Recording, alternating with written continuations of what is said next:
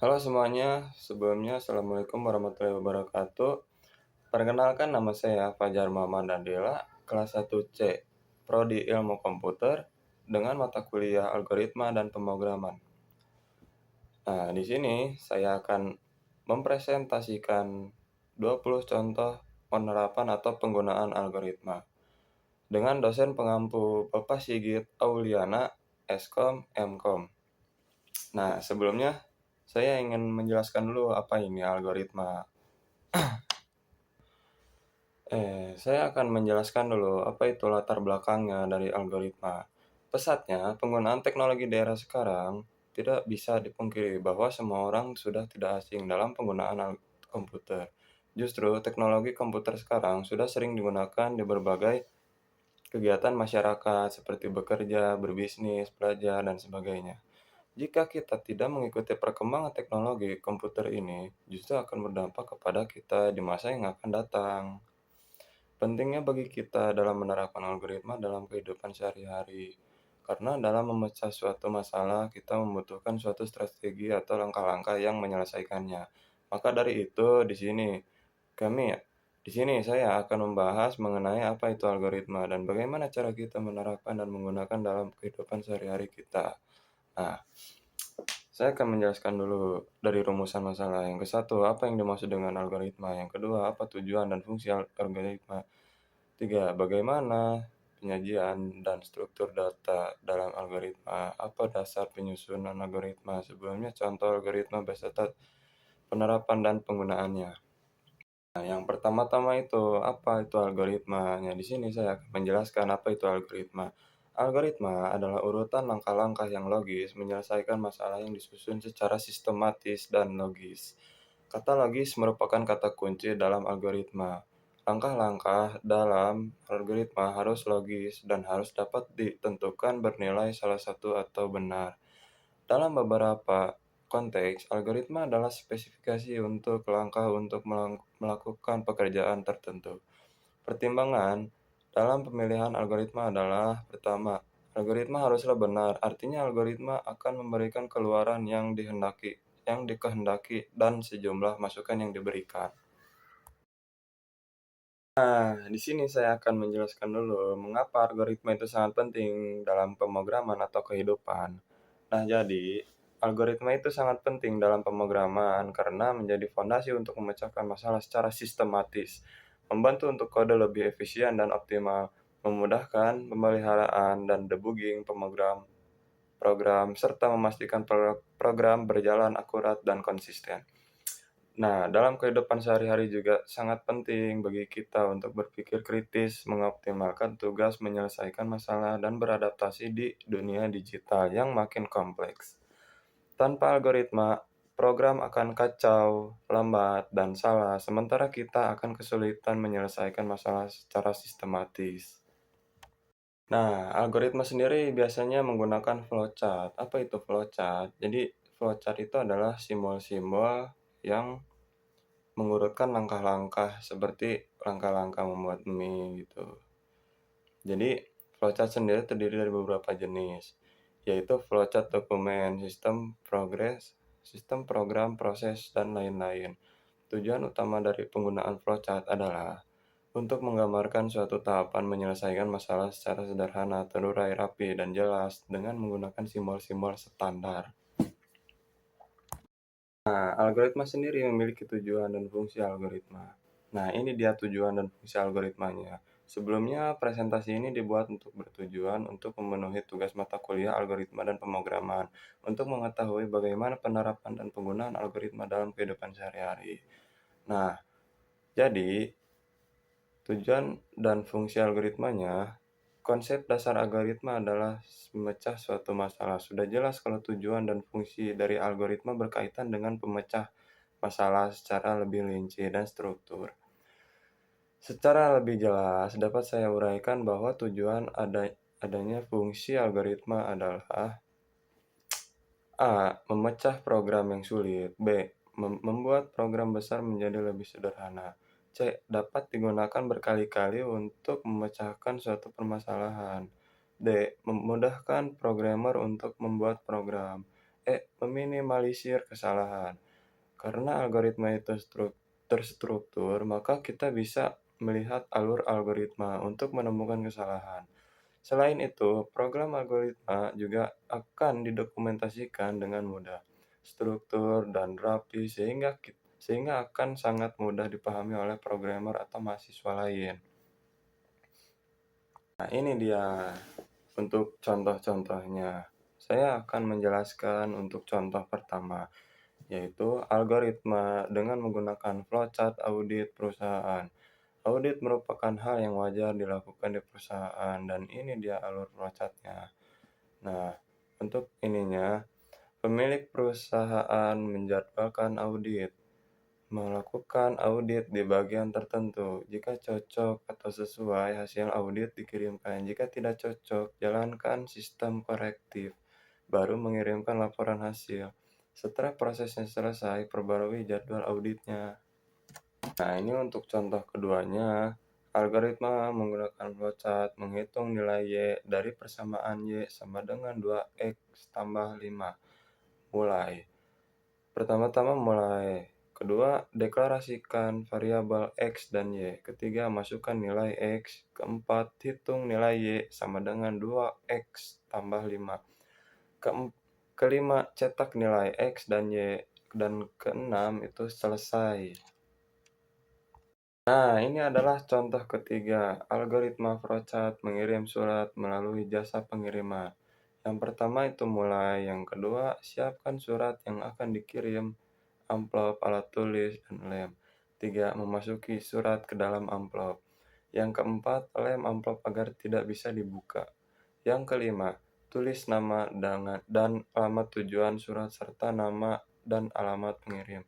Yang keenam, pergi ke kantor jasa pengiriman. 7. Memberikan surat kepada petugas. 8. Melakukan pembayaran. 9. Meninggalkan kantor jasa pengiriman. Dan 10. Selesai. Untuk contoh keempatnya, algoritma ketika ingin makan. Ketika ingin makan, langkah-langkah yang dilakukan adalah yang pertama, cuci tangan atau siapkan sendok dan garpu. Yang kedua, siapkan piring. Yang ketiga, ambil nasi, taruh nasi di atas piring. Yang keempat, ambil lauk, taruh lauk di atas nasi. Yang kelima, ambil air minum di gelas. Yang keenam, baca doa sebelum makan. Yang ketujuh itu makan. Yang kedelapan, selesai makan. Baca doa sesudah makan. Nah, ini untuk contoh kelimanya. Algoritma menentukan kelulusan mahasiswa. Yang pertama, nama mahasiswa dan nilai sudah terbaca. Yang kedua, kalau mahasiswa mendapatkan nilai lebih dari 70, maka keterangan lulus. Kalau mahasiswa mendapatkan nilai kurang dari 70, maka keterangan tidak lulus. Yang keempat, data nama, nilai, dan keterangan akan ditampilkan. Ini untuk contoh keenamnya, algoritma flowchart konversi suhu. Yang pertama, inputkan besaran suhu dalam Celcius atau satuan Celcius. Yang kedua, untuk melakukan konversi suhu dari Celcius ke Reaumur, digunakan rumus R sama dengan 4:5 kali C. Yang ketiga, untuk melakukan konversi suhu dari Celcius ke Fahrenheit, digunakan rumus berikut. F sama dengan 9:5 kali C tambah 3. Yang keempat, suhu dalam besaran Reaumur dan Fahrenheit akan ditampilkan. Nah, ini dia gambar flowchart-nya. Untuk contoh ketujuh, algoritma flowchart memasak mie instan goreng. Yang pertama itu mulai, yang kedua buka kemasan mie instan goreng, yang ketiga pisahkan bumbu dan mie, yang keempat masukkan air ke dalam panci. Yang kelima, rebus air di dalam kompor hingga mendidih. Yang keenam, masukkan mie ke dalam air mendidih. Yang ketujuh, aduk mie hingga matang. Yang kedelapan, setelah matang, angkat dan tiriskan mie. Yang kesembilan, tuangkan bumbu mie goreng ke dalam piring. Yang kesepuluh, campurkan mie ke dalam piring yang ada bumbunya. Yang kesebelas, aduk hingga rata, mie tercampur rata dengan bumbu. Yang kedua belas, selesai. Nah, contoh ke-8, algoritma flowchart menghitung luas lingkaran.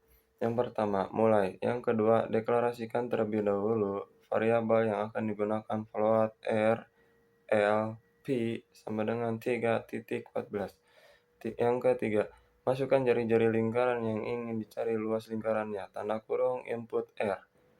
Yang keempat, proses perhitungan dengan menggunakan rumus luas lingkaran, dalam kurung P kali dalam kurung R kali R. Yang kelima, hasil perhitungan rumus luar lingkaran dalam kurung L sama dengan Pi kali dalam kurung R kali R tampil pada layar. Yang keenam, selesai. Nah, ini untuk contoh kesembilannya. Algoritma flowchart pesan makanan menggunakan GoFood. Mulai. Yang kedua, buka aplikasi Gojek. 3. Pilih menu GoFood. Yang keempat, cari restoran yang diinginkan. Yang kelima, pilih menu makanan dan jumlah yang ingin dibeli. Yang keenam, masakkan alamat penerima. Yang ketujuh, periksa kembali pesanan. Yang kedelapan, pilih metode pembayaran. Kalau tidak menggunakan GoPay, pilih metode cash atau bisa dibilang COD. Yang kesembilan, klik tombol order atau pesan. Yang kesepuluh, tunggu kurir makanan datang. Yang kesebelas, menerima makanan. Yang kedua belas, jika memilih metode pembayaran cash, maka pemesan memberikan uang kepada kurir sesuai total pemesanannya. Selesai. 10. Algoritma flowchart memilah sampah. Untuk merawat bumi, pemilahan sampah wajib dilakukan sebelum dibawa yang ke pembuang akhir. Alur flowchart-nya kurang lebih 1. Pilah sampah berdasarkan jenisnya. Yang kedua, jenis pertama adalah sampah organik. Yang ketiga, sampah organik dapat diolah menjadi pupuk. Yang keempat, jenis kedua adalah sampah yang dapat digunakan kembali. Yang kelima, sampah jenis ini dapat dimanfaatkan untuk hal-hal lain atau bisa didaur ulang lagi. Yang keenam, sampah ketiga adalah sampah yang tidak dapat didaur ulang, yaitu sampah ini dapat didaur ulang menjadi barang lain. Yang kedelapan, jika tidak tergolong ke sampah organik, sampah yang dapat digunakan kembali, dan sampah yang dapat didaur ulang, baru dibuang ke tempat pembuangan akhir. Nah, untuk contoh ke-11, algoritma perulangan atau looping. Penerapannya menampilkan angka 1 sampai 10. Yang pertama, mulai. Yang kedua, tentukan nilai awal. Yang ketiga, tampilkan nilai. Yang keempat, tambahkan nilai dengan 1. Yang kelima, periksa apakah nilai sudah mencapai batas. Jika belum, ulangi ke langkah menampilkan nilai. Yang ketujuh, jika sudah, hentikan perulangan. Yang ke-8, selesai. Nah, untuk contoh ke-12, algoritma menghitung persegi panjang. Kita analisis dulu. Yang pertama, inputnya adalah P, panjang dan lebar. Luas persegi panjangnya L sama dengan P kali L. Nah, untuk algoritmanya, inputkan panjang. Yang kedua, inputkan lebar. Yang ketiga, rumus untuk menghitung L yaitu L sama dengan P kali L. Untuk keempat, nilai L atau luas akan dicetak sebagai output ke perangkat output atau keluaran. Nah, untuk contoh ke-13, algoritma pencarian linear atau bisa dibilang linear search. Yang ke-1, mulai dari elemen pertama dalam daftar. Yang kedua, bandingkan elemen saat ini dengan elemen yang dicari atau target. Yang ketiga, jika elemen saat ini sama dengan target, kembalikan indeks elemen tersebut. Tanda kurung berhasil ditemukan. Yang keempat, jika belum ditemukan, lanjutkan ke elemen berikutnya. Yang kelima, jika mencapai akhir daftar dan target tidak ditemukan kembali, informasikan bahwa target tidak ada. Contoh 14, algoritma backpropagation untuk pelatihan jaringan neutral. PEN, tanda kurung, klasifikasikan gambar dalam jaringan konvolusional atau bisa dibilang konvolusional netral atau CNNS. Backpropagation digunakan untuk melatih model yang dapat mengenali objek dalam gambar, seperti sistem pengenalan wajah atau kendaraan otomatis. Pemrosesan teks alami propagation digunakan untuk jaringan saraf rekursif, tanda kurung atau bisa dibilang Recurrent Neural Network atau CNNS, untuk melatih model yang memprediksi teks atau menerjemahkan bahasa secara otomatis. Nah, untuk contoh ke-15, algoritma Huffman coding. Yang ke-1, hitung frekuensi kemunculan setiap karakter. Hitung berapa kali setiap karakter muncul dalam data yang akan dikompres. Yang kedua, bangun pohon Huffman. Buat simbol untuk setiap karakter yang disertai frekuensinya. Gabung simpul dengan frekuensi terendah untuk membangun pohon biner dengan mengulang proses ini sampai semua simpul digabung menjadi satu pohon. Proses ini sampai semua simpul digabung menjadi satu pohon. Yang ketiga, asing kode Huffman. Setiap cabang pohon akan diberikan kode dengan memilih 0 untuk cabang kiri dan 1 untuk cabang kanan. Yang keempat, kompresi. Gantilah karakter-karakter dengan kode Huffman yang sesuai. Yang contoh 16, algoritma user-based collaborative filtering. Yang ke-1, pengumpulan data. Kumpulkan data interaksi penggunaan, misalnya rating, klik, atau suka. Yang kedua, perhitungan keamanan. Hitung kebersamaan antara penggunaan berdasarkan data interaksi mereka. Salah satu cara yang umum digunakan adalah dengan menghitung konsinus kesamaan similarity antara dua pengguna. Ketiga, pencarian penggunaan serupa. Temukan pengguna lain yang memiliki pola interaksi serupa dengan penggunaan target. Yang keempat, rekomendasi berdasarkan interaksi serupa, penggunaan serupa. Rekomendasikan item yang belum pernah diinteraksikan oleh pengguna. Contoh target 13. Ini biasa digunakan sehari-hari ini untuk memasak. Algoritma memasak telur orak-arik. Yang pertama, siapkan telur yang akan dimasak. Yang kedua, pecahkan telurnya ke dalam wadah. Yang ketiga, kocok telur dadar sedap. Tambahkan bumbu sesuai selera.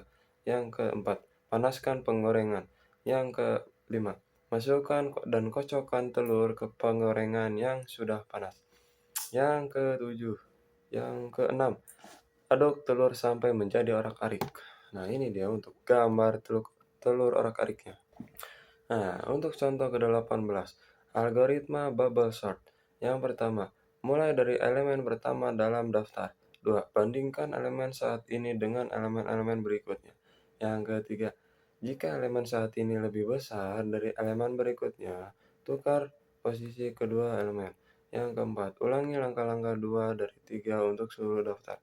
Yang kelima, ulangi proses untuk semua elemen kecuali elemen terakhir yang sudah terurut. Yang keenam, hentikan ketika tidak ada pertukaran lagi pada interaksi terakhir. Contoh ke-19, algoritma penerbitan buku. Kamu ingin menerbitkan buku melalui penerbit. Alur prosesnya adalah ini. Yang pertama, menyiapkan draft buku dan mengirimkan ke penerbit. Kedua, penerbit menilai draft. Yang ketiga, jika tidak diterima, penerbit akan mengembalikan naskah ke penulis. Yang keempat, jika diterima, penulis akan mendatangi kontrak penerbitan. Yang kelima, editor akan melakukan penyelarasan naskah hingga siap cetak. Yang keenam, penerbit akan membuat sampul buku. Yang ketujuh, penerbit menaikkan naskah ke proses pencetakan. Yang kedelapan, buku yang selesai dicetak akan dirilis bersamaan dengan agenda promosi. Ini adalah untuk yang terakhir.